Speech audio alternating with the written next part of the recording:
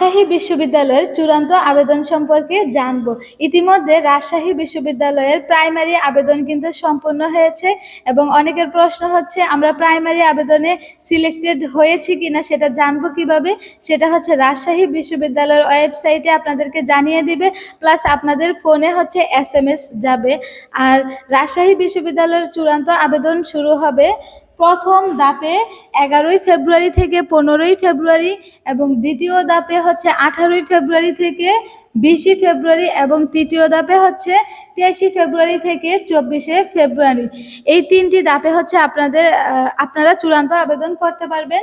এবং প্রথম ধাপে যারা সিলেক্টেড হবেন তাদের কিন্তু অবশ্যই 15ই ফেব্রুয়ারি পর্যন্ত আবেদন করতে হবে, না হয় আপনারা যে সিলেক্টেড হয়েছেন সেটা কিন্তু বাতিল করা হবে। আর এখানে ভর্তি পরীক্ষা রাজশাহী, ঢাকা, চট্টগ্রাম, খুলনা, বেগম রোকেয়া, রংপুর, জগন্নাথ শেরে বাংলা কৃষি বিশ্ববিদ্যালয় ক্যাম্পাসে অনুষ্ঠিত হবে। ভর্তি পরীক্ষায় অংশগ্রহণের জন্য চূড়ান্ত আবেদনের সময় অবশ্যই পছন্দক্রম অনুযায়ী পরীক্ষা কেন্দ্রসমূহের নাম উল্লেখ করতে হবে।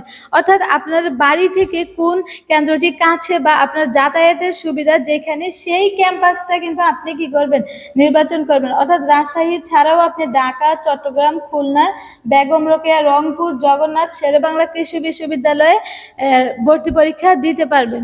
আর আবেদন ফি, আমরা এখন জানবো আবেদন ফি সম্পর্কে। রাজশাহী বিশ্ববিদ্যালয় কিন্তু এই ইউনিটে শুধু মানবিক বিভাগের শিক্ষার্থীদের জন্য এই ইউনিট। আর এখানে আবেদন করতে আপনাদের লাগবে হচ্ছে 1320 টাকা এবং বাণিজ্য বিভাগের শিক্ষার্থীদের জন্য আবেদন করতে লাগবে হচ্ছে 1100 টাকা। এবং সি ইউনিট হচ্ছে বিজ্ঞান বিভাগের শিক্ষার্থীদের জন্য সি ইউনিটে আবেদন করতে লাগবে হচ্ছে 1320 টাকা। অর্থাৎ সি ইউনিট বিজ্ঞান বিভাগের শিক্ষার্থীদের এবং মানবিক বিভাগের শিক্ষার্থীদের আবেদন করতে লাগবে হচ্ছে 1320 টাকা। আর বাণিজ্য বিভাগের শিক্ষার্থীদের আবেদন করতে লাগবে হচ্ছে 1100 টাকা। এখন আমরা